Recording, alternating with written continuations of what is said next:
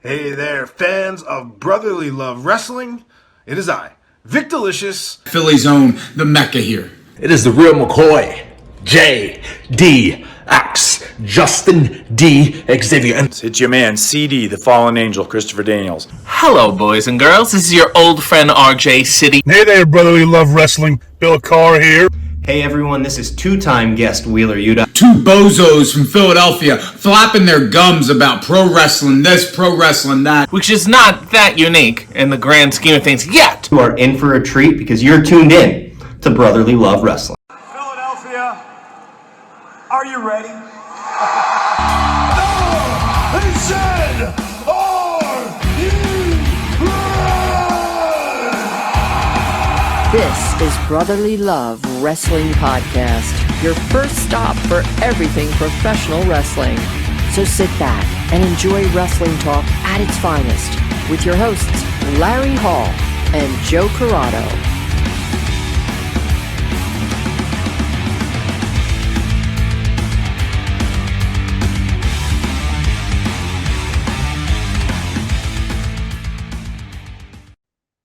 Welcome, everybody, to Brotherly Love Wrestling. We've been away for a little bit, took a little bit of time off. And since about a week. Since we were last talking to you, we were getting ready with our live Facebook show, the pre-show to AEW Revolution and Sting's last match.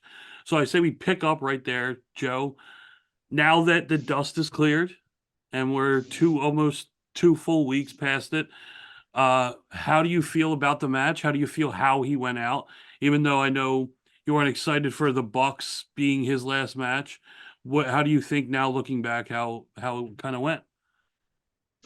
So I think even in the live show, I said I don't know if I used the exact terminology of hopefully optimistic, but that's how I went into it. So I kind of went in with like no expectations. All I know is it was Sting's last match, so I was going to watch it.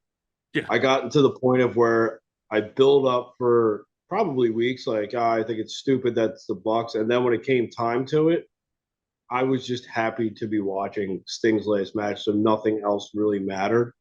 And to my delight and surprise, it was a fucking great send-off. It was really well done. It's not even that he won and that he pinned him, but it was like his greatest hits plus some other crazy shit involved.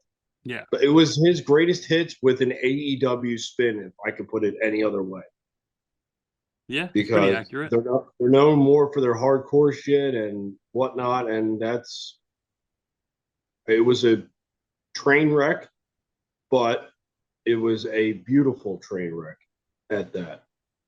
I will say that if I were to nitpick anything, I wish it would have ended at 10 o'clock and not past midnight. But I mean, I was able to go to work the next day. All was well. So it really is.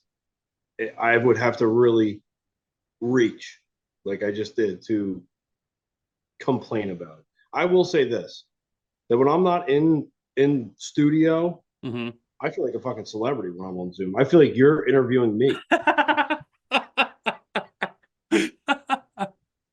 feel like pro wrestling. I feel like I am the guest. Is it because like you're not physically in the studios? That's why. Yeah, it's like being in a different location. You asked me a question, I answered it. I feel like I'm being interviewed. I'm on the Zoom call. You're in studio. Yeah, man. This is the one with Joe.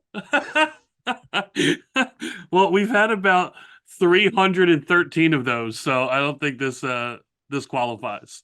Yeah, but after 313, I finally get my own title for the show. First of all, if you look back at our catalog, there's plenty titles with your name in them. Really? Absolutely. Well, this one could just be simple, the one with Joe. That could mean a couple different things too. So it could. Yeah, we don't know. We don't know. Could be the other Joe, the Joe that we don't know. Could be Joe Mama. Could be a guy that we found in the streets named Joe. Could be Samoa Joe. So no, Yeah, it could be with the. Do they really think we got Samoa Joe? Well, look, we once titled a show that had Ospreay and Rollins in it. Didn't stop Yeah, us then. that'll end up coming to fruition at one point in time if we wish it hard enough. I don't think we'll have them both on. Don't think it will. We just got to get our foot in the door of this whole WWE thing. We'll be all right. We gotta find out. We gotta poke Vandelay or Art Vandelay and fucking Chris Vandelay and see how he did it. See whose ass he had to kiss to get in there. We can kiss ass. We can kiss ass with the best of them. We'll get in there. Your fucking forehead is glistening, by the way. Thank you. Freshly shaved. I hope it would freshly be. Shaved. Freshly shaved. Freshly shaved. I will segue into this. I have to fucking wear a mustache for fucking WrestleMania. It is official, ladies and gentlemen. The match is happening, even though at our live show I played the clip of the bet thinking it was going to happen because it looked that way. But now it is absolutely 100% official. Joe's beautiful beard will be gone. I've been growing it out too, and it's like full right now. That's awesome. And then we'll have this beautiful mustache. I cannot wait to see you WrestleMania week. I cannot wait. I'm so excited. I might just pull the trigger early. Might get it out of the way. And just ride it and see what the general response is. Because I think it's going to need a week to set in, so I might have to do it a week prior. Because if I just go full mustache like right on that Friday, like it's bad news. Dude, you have to.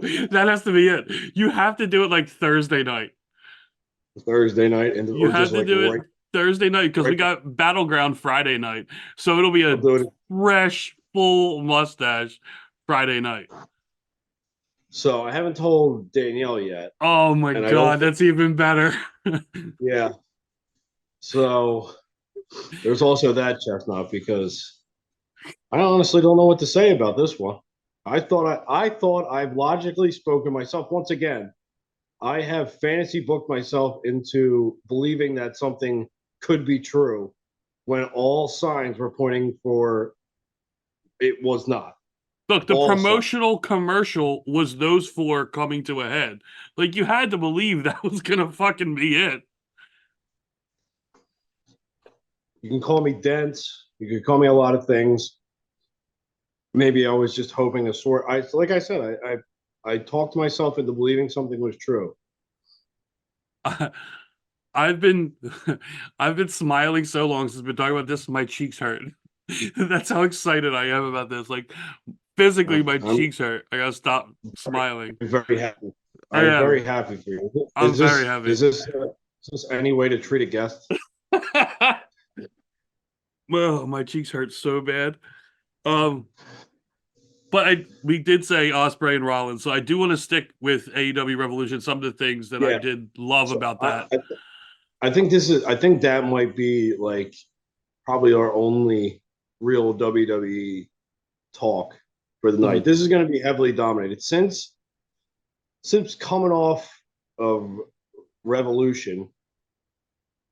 The news has probably been more in favor, even though it is the build to WrestleMania. I mean, I feel like AEW pulled some shit together after Revolution. Yeah, I mean, there's one more thing we could talk about after AEW, but I want to stick with AEW.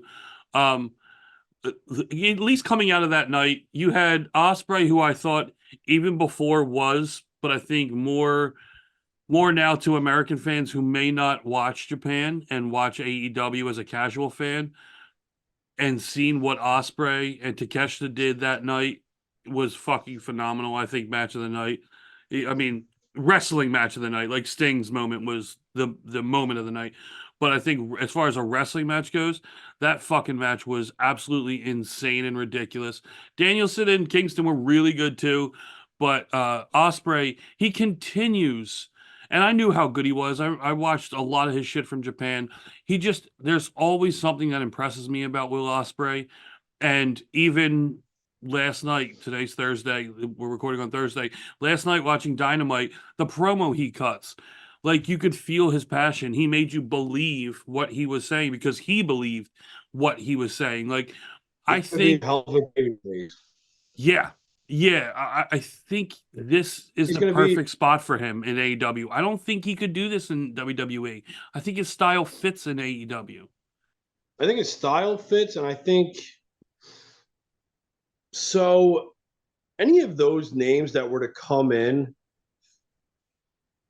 I'm going to think that they're going to get the type of reaction of AJ Styles. Like, that's what I think. Like, I think that they're going to get the initial, like, really big reaction, and then it'll kind of like die down a little bit, and then it'll kind of ride waves.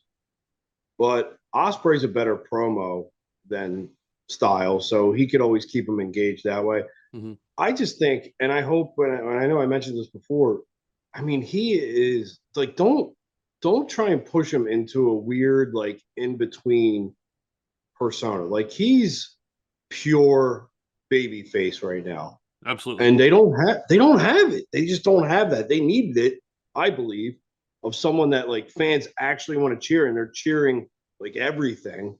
Like, don't give them a reason. There's a few. Yeah, you're right. There's a few that are legitimate. Yeah, I mean, like I think Orange, I think Eddie Kingston, they're real like straight on baby faces. But yeah, there are very few. I think Osprey's one of them. So Kingston, I put in that. Yes, I leaned more towards a baby face, but I put slightly, like I put like a foot, maybe a finger in the gray area. Okay. Because like I know everyone's behind him. He's a great like he invokes feeling. Yeah. But he is only in between in his style and in the way he goes about things, because he's still a trash talker. He's still kind of like dick-ish. But he's a New Yorker, so I mean, that could just be who he is. Yeah. That kind of is who he is. I was gonna say that, yeah. New Yorkers are dickish. Dickish. Okay. Yeah. But no, I think so. Here's what I'm interested in from Osprey. Cause I mean, how many big guys did he ever go against in New Japan and anything like that? Like, I know he's been in the ring with Walter before, and that was, I mean, Walter's an anomaly though, because Walter's another one of those guys that is just one of those mesh guys, and he meshes with everybody. Yeah. So I want to see Osprey against like the bigger guys. Like, I want to see him, because we already know he can work the Omegas. He can work that style, and he works it probably the best in the world. I mean, at this point right now in his career, he works it better than Rollins. I thought Rollins worked less flashier, but similar, fast paced, get your shit in type thing. Like, the problem is AEW lacks some size. I mean, So lacks I think size as far as like big names. Like their names, they have size because you look at Hobbs, look that there was thing that was supposed to be the Meat Madness, whatever it was. Like you have those guys. You have a Keith Lee who's hurt. You have a Miro. You have Lance Archer. You have big fucking dudes, but you're not elevating them to that level. I mean, Wardlow obviously just had a title fight against Joe last night, but which I want to talk about as well. But yeah, you have big fucking dudes. It's just none of them. I mean, maybe with Wardlow they're trying right now, but none of them are that like the WWE level, because that's what WWE always was big guys. Yeah, you don't have any guys to where you put up against. I mean, Hobbs maybe. Hobbs is a big, impressive fucking dude, but I don't know. I don't think he's built anybody. Yeah, but that's what I want to. I want to see him out of the. I want to see him work everybody, every style, because he's pretty comfortable in his fast-paced style that he's in, whatever hybrid style. But I'd like to see him. Like, I'd like to see him in the ring with Danielson. I want to see him do everything. Like he's at the point. He's really over. Yeah. He's gonna have to broaden his horizon to get past where he's at now. Yeah, I can't wait. I think his presentation, I think him as a baby face, I I'm all in for him. He's one that I'm definitely watching for. Another one that it was a giant surprise, and is actually going to get me to watch on Saturday night is Uh-oh. the return of Kyle O'Reilly. Yeah. Now they did a little tease with the Kingdom, with the Undisputed Kingdom, and he kind of shoved it off and said something in Roddy's ear, and we don't know what he said. And then last night they announced that on Collision on Saturday, you're going to have him versus what's the guy's name? He has like the kind of cowboy gimmick. Keith Jackson, maybe, or I forget what his name is. They signed him off the Indies not too long ago, so I know that's his first match back. And they It's not stressed Keith Jackson. what? It's not Keith Jackson. I can't remember the guy. I can see his face. I can't remember his name. It's something. I think it's something. I think it's something Keith. That But anyway, yeah, I'm gonna look it up. But I think they're really laying into him being on his own. Like, I got to do this on my own. So, I mean, I'm good with that. I honestly thought that was him. I thought that was him at his best in NXT when he was by himself. I think when he was forced to be, yeah, I agree. He got massively over, and he got himself into major Brian Keith. Thank you, Brian Keith. Right? Yes. I think he got himself into main title picture. Kyle O'Reilly's that type of guy of where, I mean, it's not going to take him long, like if at all, to become massively over as a single star. I agree. I mean, Kyle O'Reilly is he's like one of those guys that's like really likable. Even when being a bad guy, still very oddly very likable. Yeah. Like he's another one that would be a mega big baby face for AEW. He was for NXT. He was a huge baby face for NXT.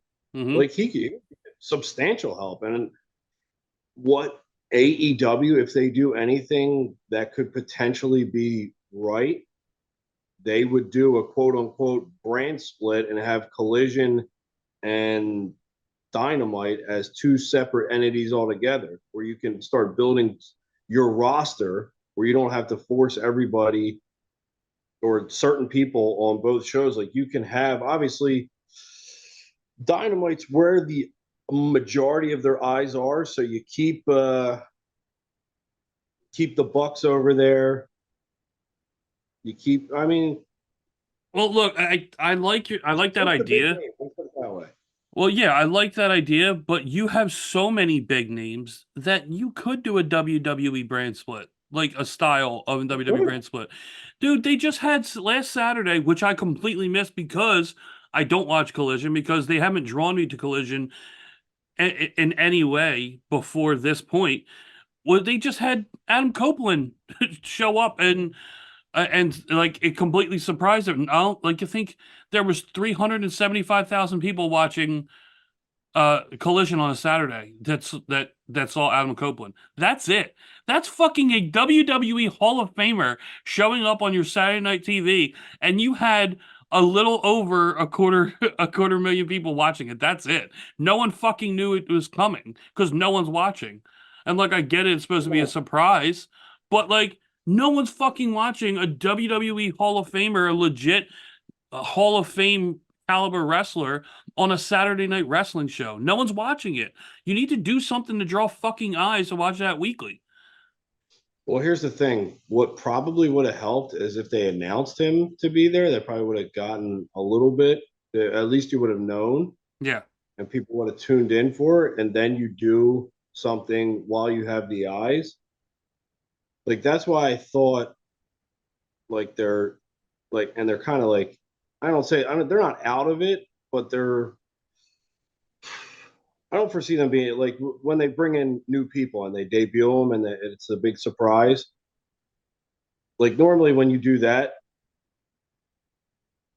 like you have, like, it's leaked, so people are watching.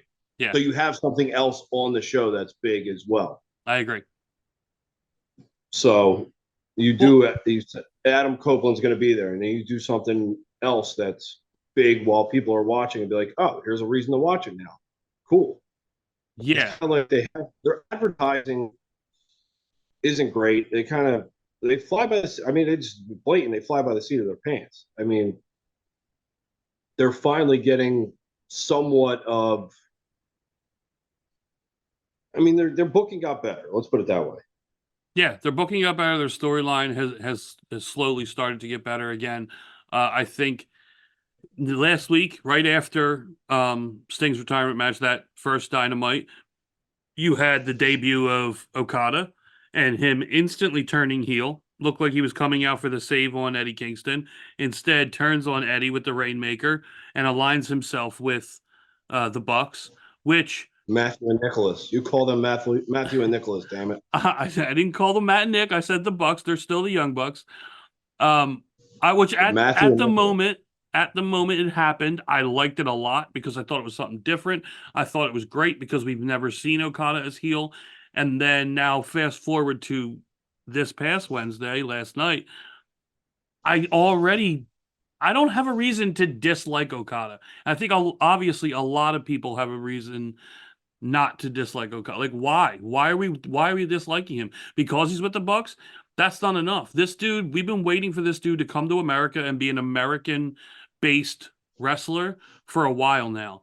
And every time he's going to enter an arena, and you saw it last night in Boston, that coin drop and his music hit, huge pop. He hits the Rainmaker, huge pop. Even a 1, 2, 3 in the trios match for them, the heels, because Okada was pinning the guy.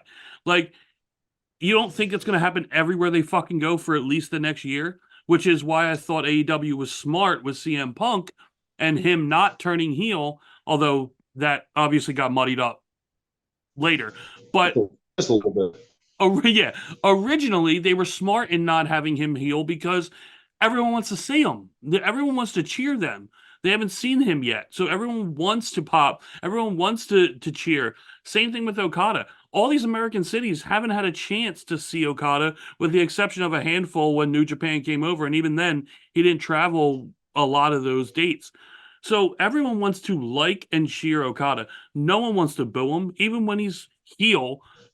It doesn't make, now that I look at it, I'm like, man, I was excited, but I don't know if I'm going to like this now. Like, the concept was cool, but I don't know if they're going to get me to hate Okada because I want to like Okada right now. I think it's way too early. And this is me being the one that has to say this. I think it's way too early. I mean, I think it's smart in a sense that if they do this at first, the majority of people aren't going to be clamor. And I haven't seen anything yet. And like I said, it's early, but a lot of people, if he came in as babyface, Okada, people would be clamoring for him to be in that title picture, like right off the bat. Like him being a heel and aligning himself with the Bucks kind of locks him in this, like, I mean, a faction. So he's look at that. He's in a trios match. He's beating up jobbers. I mean, it takes him out of singles competition. I mean, those three guys are not exactly jobbers that he was fighting. If they were on WWE TV and it was Brock Lesnar, they would be jobbers. Yeah, but it's Eddie Kingston. It's fucking no.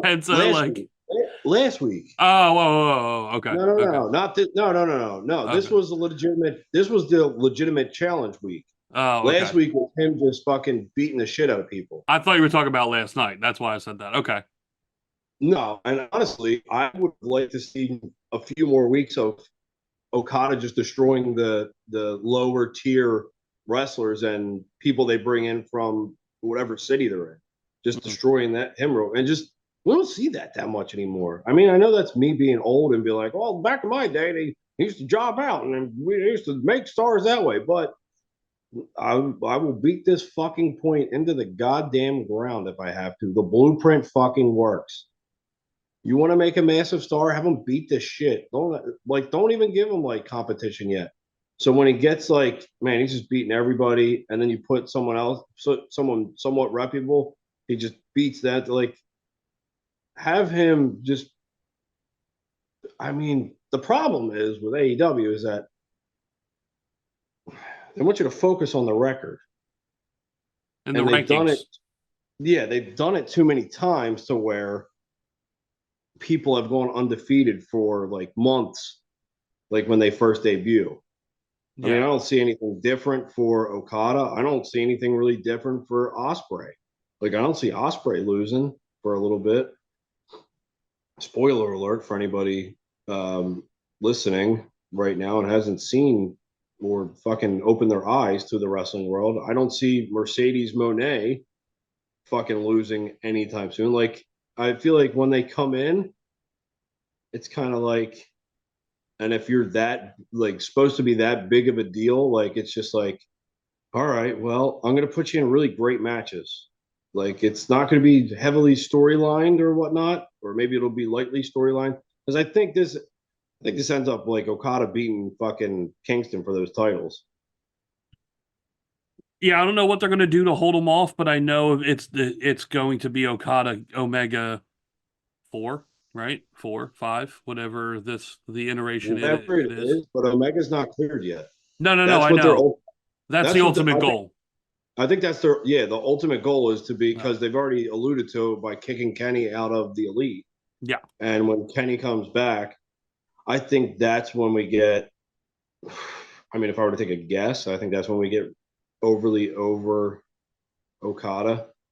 Because I think the Bucks turn on him. I think that could be his first loss. You don't think they keep Kenny babyface?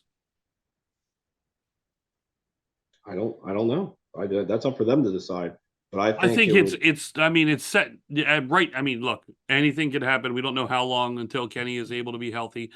But if it continues like this, I mean, if they can pull off Okada as heel and Kenny comes back, he's going to be way over babyface because then they can start telling the story right before he comes back about how he was fired and all this. And I think that makes for a really, really good dynamic in AEW where, look, you want a babyface? Kenny can be a amazing babyface because he can be corny. He can be cheesy. Like, we know this. And your babyface can be that. So I think that sets up perfectly, maybe helps Okada in a certain way. But again, that's maybe, who knows how long it's going to be. So yeah, he's going to need something. And maybe this Kingston thing, maybe that is where obviously now twice he's beat the hell out of Kingston. Maybe that's where they go and he becomes that champion. But depending on how many, I mean, I guess of course he's a full-time wrestler, but what's his schedule going to look like in wrestling Okada? You know what I mean? I don't know. I don't know. I don't know what his schedule is going to look like, but I know. I mean, they got a new toy, and I think they're going to use it. Yeah.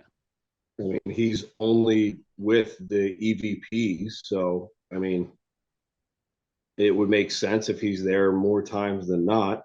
Yeah. I think you're going to be seeing maybe. I mean, they've already got him in matches, so it's not. I'm not saying that they're holding off on that, but I mean, he's got a toy. He's going to use it. Yeah. And like you said, you already brought up Mercedes debuting last night at Big Business in Boston, like everybody thought. It's like almost like everybody knew that was going to happen. And a lot like they did, like I told you, like they did the CM Punk thing. It was dead center beginning. I know you missed it because you tuned in just after it, but I loved how she looked. I rewatched it. Okay, I love how she looked. I love the presentation of her. Her face looked different. No, you know what? Yeah, I thought like I couldn't pinpoint what, but it looked different. I felt like her skin looked a little lighter. Maybe I don't know. I felt like her complexion, she looked a little lighter, and it could have been what she was wearing and the lighting and all that. It could have been that. I just felt like she looked a little off, but she looked fantastic. I thought she looks in great shape. I thought her presentation was great. I thought her speech on the mic, no shocker, she was great. The CEO thing, look, it's legit boss to the CEO. CEO is a boss. It's easy to chant. It's easy to market. It's all, I mean, no brainers for everything. But I mean, it was a good move. You had the women main eventing last night, which was great for the women. You had then, of course, Willow getting beat up, and Mercedes making the save and that ending that way, but you still have a little bit of a story from when Mercedes broke her ankle and Willow won the New Japan title off of her. So that there's a story there at least that they can go off of. So that intrigues me a little bit. I hope that this doesn't push more women down now that they have her. But I'm afraid with AEW's reputation in the recent past that it might. I don't know. I hope I'm wrong. I hope more women, because Tony Storm and Deanna, they're still look like that feud's going to keep going. So which I like. That's why you split shows. Yes. Yeah, I agree. You can get everyone the time that they need. All right. Yeah. So last night I was laying in bed and I was actually thinking of like how it felt when Mercedes comes out. Mm-hmm. And here's the analogy I came up with. Now, I don't mean this as like a slight or anything like that. Like, don't think too much into it. This is just my analogy. That's it. It's how you felt when you kind of saw it. Not when I saw it, like after I thought about it. Like after, Okay. yeah, like after I rewatched it and after the end, after how it ended. Remember when Harper got hurt for the Phillies? Okay. And you know the normal trajectory for when you come back, you play for the Iron Pigs for a little bit before you come back. Yeah. And I remember watching, and everyone was excited because Harper homered in an Iron Pigs game. Yeah. And it's kind of like, all right, cool. He homered, but when is he coming? When is he ready to come back up? Mm-hmm. I feel like that was the feeling. Like I was like, it's like a homer in a minor league game of like a big MLB star who's just buying time to go back up to the majors. Like that's how it like that's how I don't know how the funny thing is I understand what you're saying. I completely 100% understand what you're saying, but it does come off as a slight. The way you're saying it, and I know you're not meaning for it to, but it does. The way you're saying it, it comes off like one. You know what? It kind of feels that way. It kind of feels like it's like I will not lie about this. Like I don't consider AEW like the major leagues. They're not on the same level. Like they don't generate more, like you're playing smaller arenas. You're not selling them out. I mean, with the exception of last night. Last night they sold out the Garden. Yeah, I mean, and like I texted you last night. Let's see how many more. Like they're not going to be doing Garden size shows after this. No. Let's see if they can fill 8,000, 5,000, and then work their way up. It feels like it is the minors. It's like a strong minor league club. They're like fun to watch sometimes, but it's just like, all right, now let me go watch and see who's playing at the World Series, like something like that, like WrestleMania. Like I feel like look, I'm not trying to put down AEW. Like that's just how I feel. But I will say this: it didn't feel like a home run. It felt more like an intentional walk at a. That's even worse. Yes. Yes, it feels That's like even worse. You're making it 10 times worse. I don't because it wasn't really a home run for me. It really wasn't. It wasn't like I didn't get that feeling of like, oh man, this is great. Like, so you didn't get the CM Punk feeling? No, not even close. Like it's like CM Punk was like fucking Butcher and Singer down the city, and Mercedes was Outback. I mean, it was what it was. Like now we're going steaks. Okay. One was the best steak in the world that I've ever had, and one was, I mean, it's serviceable. I mean, in a bond. I get what you're saying, and I get why, like how you could look at it and feel that way.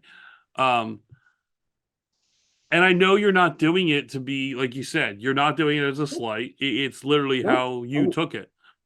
Yeah, I'm just putting an analogy together. Yeah. And I'm not doing it to be mean. There's no ill-heartedness to it, but like, and look, I will say that there are more parts now of AEW that I want to watch than there were a couple months ago.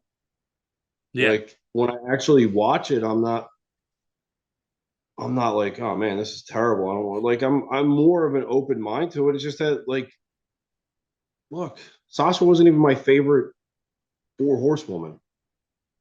Like I don't think she's as big as she would like to believe she is. Like I'm all for investing in yourself, and I'm sure that she just invested a hell of a lot in herself. And I'm pretty sure Tony Khan probably paid more for her than WWE was going to do. So look, you already bettered yourself financially, but I mean, I personally, I don't think she's a huge star. I mean, I think that, I think Bianca Belair has surpassed her. I think Rhea Ripley has surpassed her. I mean, Charlotte's still over top her. I think they're like WWE, like if we're putting Mercedes at probably the top at AEW, if you slide her over to WWE, I don't even think she's the top. So it's not like, and then you got Becky. And Bailey at this point. And I probably like, unfortunately, and I'll go slap over to fucking WWE real quick. They're fumbling fucking Bailey's fucking Royal Rumble win. Like I don't think they are. it, I don't think they are. I don't think they're. Let me rewind. I don't think they're devoting the amount of time. Like I don't. It's not holding as much importance, obviously, as Cody. Like and even some of the other secondary storylines. But that's a big deal. This is one of those ongoing storylines, and it had a great build. I don't think that it's getting the appreciation and the time that it's needed. It's almost like it's a secondary, third thought for them. I see why you say that. I see why you say that. I think they're doing Bailey dirty. But going back to AEW, look, what I said has no fucking meaning whatsoever to anybody else. I mean, it's just how I felt. Mm-hmm. I'm interested to see, just like everybody else, how it's going to go. Like what the next few months for AEW are going to look like. They still have people that are on the shelf that when they come back, like it's just going to add to, like, hopefully they have things for them to do. Like you got Adam Cole coming back eventually. You have maybe MJF. Like, where does MJF fit in with some of the new people that have come? Like, imagine MJF and a Will Ospreay. Yeah. Or MJF. Well, and also, like I said, like Keith Lee. Keith Lee is another one who has been. Keith Lee, and you brought him up. Like, I think Keith Lee's on that Walter level where he could work anybody. Yeah. Oh, absolutely.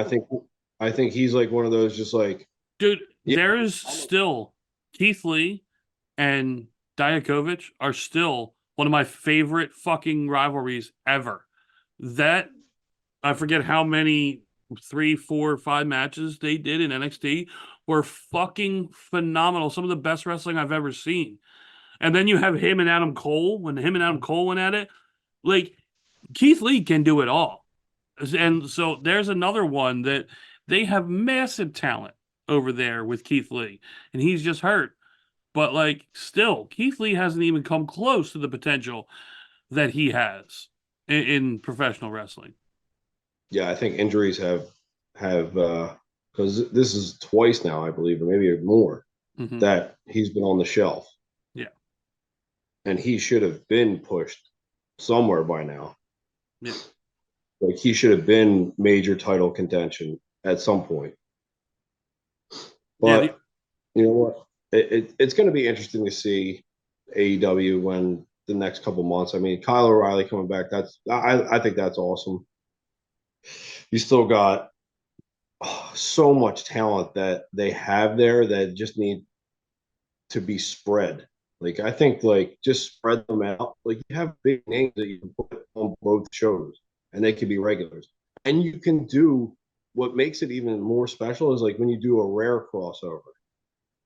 I mean, don't forget you have fucking ROH that you're trying to get as well. I mean, they got so much going on over there. It's just AEW's just been hard to pick through.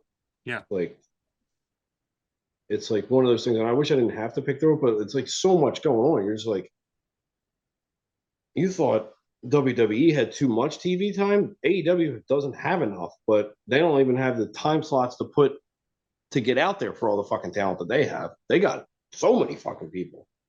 Yeah, I mean, look at just Jay White and the Guns and the Acclaimed and FTR and like it's just there's just talent on talent on talent. It's the list goes on, and you have Ruby Riott, you have Britt Baker, you have Thunder Rosa, Soraya, Thunder Rosa. I mean, you're stacked. I know. It's an embarrassment of riches, and it's just there's so many people you want to see, but there's only so many hours in programming that you get, so it sucks. I will say this: I'm not a big fan of Julie Hart. I like her I like her until she gets into the ring. Like I think her presentation is great. Like the entrance, I think is great. But I like once she's in the ring, like I feel like she loses something.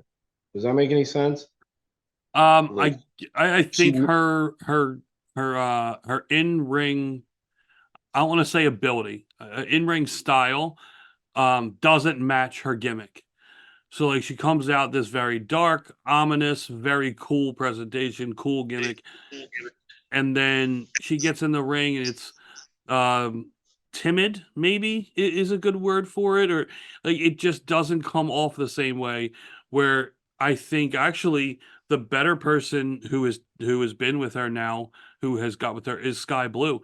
I think Sky Blue is that in the ring. I think she matches that gimmick in the ring. I think Sky Blue is very good and comes off more believable with that gimmick than Julia Hart does.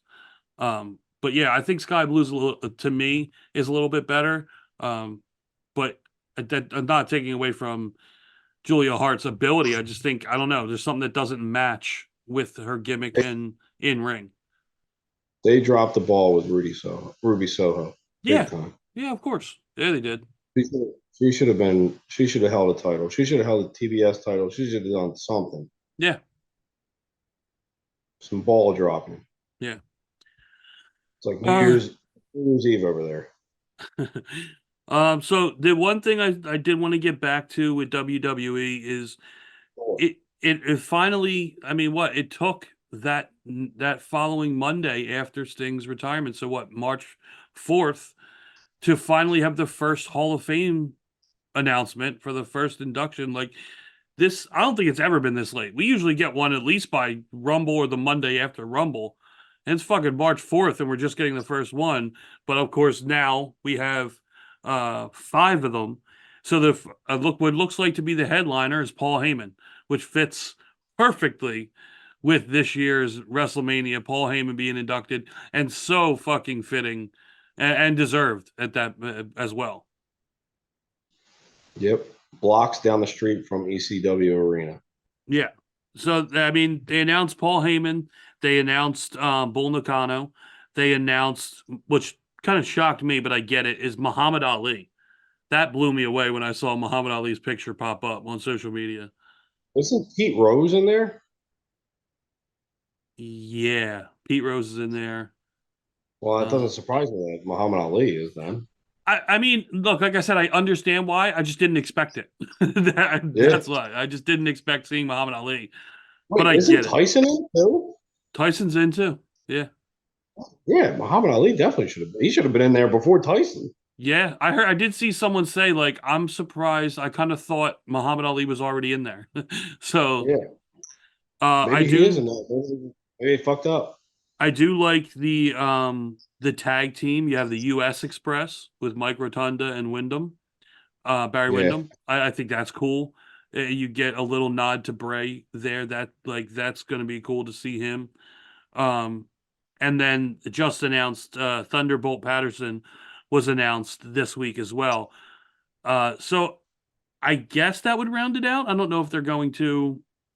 As long as nobody pulls a fucking hillbilly Jim and fucking goes for fucking 60 hours about nonsense and rambling and inside stories. Hillbilly Jim and I think Larry Zabisco are two of the most painful fucking acceptance speeches I've ever seen for the Hall of Fame. Yeah, two different reasons, but very similar feelings. Yeah. But What the only one I think that you're going to get that kind of speech from is Paul Heyman, and it's going to be from start to finish one of the most entertaining things you ever hear. Yeah. Like, okay, so I do want to ask you this. Who would your pick be to induct Paul Heyman? I saw a lot of people saying either Punk or ECW alumni like Dreamer. And you got Stone Cold. I mean, it's tough. So the person, I think I said this already. I think the person that I would have picked is dead.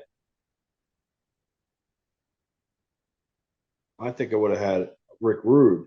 Okay. I mean, they do have history. Heyman, Austin, Stunning Steve Austin, the whole he brought him in the ECW. He cut one of his most notable non-WWE promos of all time. Yep. Calling everybody out. Yeah. Basically everybody. It's tough. Punk, he's the Heyman guy. I mean, the original. They had a hell of a run together. My God, just getting them two back together again would be cool. I mean, if I were to pick someone, I think I would pick Punk, and I would edge him over Stone Cold just a little bit. I feel like him and Punk were they were just money together. And you get them both talking. I mean, I don't know. And I would save Austin for other things. I actually Bully Ray brought up a really good point. He's like, if you really want to shake things up because of the uniqueness of a Paul Heyman, and the length, like there's not a lot of people when you induct them have that length and are still alive of a career. So like, not only that, he's been around every single fucking promotion. He's been exactly. I mean, you could have Bischoff up there. You could have a oddities of people from fucking ECW. You could have the Stone Colds. You can have the Punks. You could have. I mean, just look at his resume. The only person you're not going to get is fucking Brock. Yeah, and Brock did that to himself. Yeah. Well, and that was Bully's point, is to kind of mix it up and do Austin for the WCW run where he was in the Dangerous Alliance, have Dreamer do for ECW, and then have Punk do for WWE, and kind of just have him split as he goes through his whole career. Just have another person surprise him. Yeah, or you could just do like just three inductors and have like a story or two for each, and you know what I mean, and then have him. But like I like that idea. Like I don't think WWE would ever do it, but I think it's cool. I think it's something different. Do it either. Well, if they can keep everyone else's fucking speeches down, then they could do it. Yeah. They didn't announce the Warrior Award yet, so we'll still have that as well before the night of a Hall of Fame. So yeah, I think this might be it. Like, so you have five inductees. I mean, in 6 with the tag team being 2, but yeah, 5 announcements, and then the Warrior Award is 6. So I think that's probably going to do it, and that should be pretty cool to watch that Friday night after SmackDown at the Wells Fargo Center. Which throw that one in. I cannot believe, like, because every Raw, every SmackDown, right as it starts, they keep showing the link, like a live feed of the link, and then they just put up however many days left, and I'm like, Jesus Christ, I can't wait. I can't wait. Wait, they do that live? Yeah. So what they'll do, I don't know how, like, if they're getting, or it might just be like a night feed that they play, that they're Pre-tape showing it. the link. Yeah, yeah. I was gonna say I'll miss the first part of Raw and I'll just drive by it. No, because it definitely looks like a drone or a helicopter shot of the link at night. But yeah, I mean that's like every time they do it. Every Raw that passes, we are 1 week closer. Yes. Yeah, 23 days as of today. Jesus Christ, dude. 23 fucking days. I can't fucking wait. I'm so excited. We're under a month. Dude, we're under a month. I was looking, that's the other thing before we end. I was looking at what this city is doing, or what the surrounding area, I should say, is doing. If they would have did this 10 years ago, I don't know what we would have done. Like we would have, like I feel like we would have went broke. Like I feel like we would have went broke if this would have happened 10 years ago. Like obviously we have way more responsibilities now, the both of us. But Not like, even if it was 5 years ago. yeah, yeah. All right, we'll even go that much sooner. We If didn't 35, know each other 10 years ago. Wait, did we? 2015. No, not yet. No, not yet. All right, so just say 35 instead of 40. Dude, the amount of money that we would be spending, because I'm looking at all this shit from WWE World at the Convention Center to countless, and I mean countless WrestleMania parties that I'm seeing left and right, from the 2300 Arena. Busted Opens, they're having a WrestleMania party at 2300. You have Wait, what? How are they both? How are two separate people having parties? You have Battleground on Friday, right? You have their giant 3-event thing on Friday. Saturday from 1 to 5 or 12 to 5, I had to check the time, is Busted Open's WrestleMania party at 2300. And then at 6 o'clock at 2300 is the night one viewing party for Battleground. And they're hosting that, and they're doing the same thing Sunday at 6 o'clock. Matt Riddle is hosting a WrestleMania watch party at Dave & Buster's on the river. I saw, of course, Suplex Vintage Wrestling is doing a block party. You have Rex Fest, which is right down by, I think it's 13th and Locust. You have countless, the collective. You have so many embarrassment of riches when it comes to wrestling and options to do. Is I can't even fathom. I know there's a lot of people, and one, Scott, has the package for the collective. I can't wait to see how many he actually goes to. But like, it's He's just, going to them all. I guarantee he goes to them all. I don't think he's going to them all. He's trying to go to 1 or 2 a day, I think he said. But like, it's amazing. It's absolutely amazing. Did you see the one match that they announced before the Culture? No, I didn't. Frontman versus Too Cold Scorpio. Oh, when is that match? I don't know. I got to see one for. I want to say probably it's either Friday or Saturday morning. Oh yeah, I got to see when the show. I got to watch that match. I'm like, so like fucking. I want to go see it fucking live. I'm trying to think. Yeah, I don't know know if it's feasible. I don't know. We'll have to look into that. We'll have to do some deeper diving on that one. It's going to be absolutely incredible. That week is going to be phenomenal, and I cannot wait for our city to be invaded by thousands upon thousands of wrestling fans and the WWE and all the independent companies. I'm so excited. I can't wait. I hope everyone makes a ton of money. All these businesses and the wrestlers and the promotions. I hope everyone makes a ton of money, because it's so much fun to watch. I can't wait. So I think that'll wrap it up. Next week, before we end, next week we have a big show. We have Brian Johnson, we have Rhett Titus, and they are going face to face via Zoom. But they will be talking about. We'll make sure their pictures are next to each other. Yeah, yeah. They actually look like it would be more like a Brady Bunch setup. Yeah, absolutely.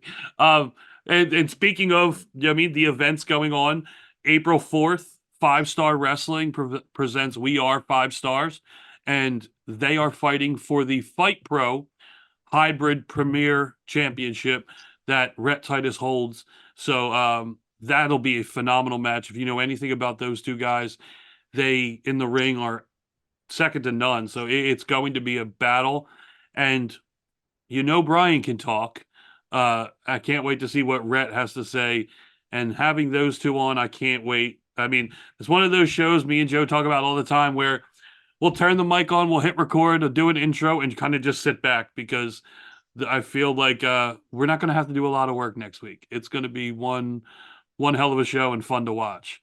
So don't miss next week's show for sure. And then after that, we got what? A show or two left before Mania? Yeah, maybe two. Maybe two. We'll do one that following week on the 26th, 27th, and then the week of Mania. It'll be April 2nd or 3rd. We'll be doing our last show.